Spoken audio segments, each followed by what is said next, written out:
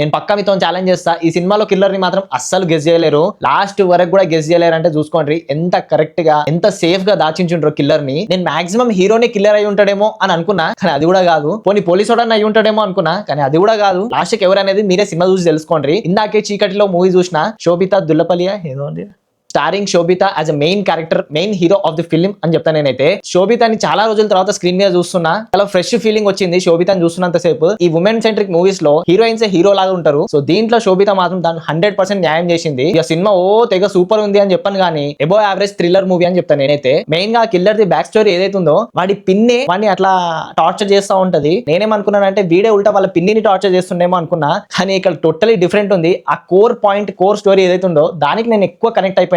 Normal గా అయితే women centric movie and rape అట్లాంటి కైండ్ ఆఫ్ మూవీ ఇది. 2 hours మాత్రమే మూవీ, కానీ ధనాదన్ తీసుకెళ్లిపోతుంది, ఎక్కడ కూడా లాగ్ లేకుండా. శ్రీచరణ్ పాకల మ్యూజిక్ ఎంత సస్పెన్స్ బీజిఎం కావాలనో అంతనే పెట్టిండు, అది మాత్రం నచ్చింది నాకు. ఇక ఖాళీగా ఉన్నా లేకపోయినా మాత్రం చూసేయండి. థ్రిల్లర్ మూవీస్ చూసే వాళ్ళకైతే ఇది కొంచెం ఇంకా ఎక్కువ నచ్చుతుందని నేను అనుకుంటున్నా. అమెజాన్ ప్రైమ్ లో స్ట్రీమ్ అవుతుంది, ఒకవేళ మీరు చూసుంటే మాత్రం ఎట్లా అనిపించిందో కింద కామెంట్ లో పెట్టుండ్రి. దట్స్ ద రివ్యూ ఆన్ చీకటిలో. Signing off from movie talk. జై హింద్.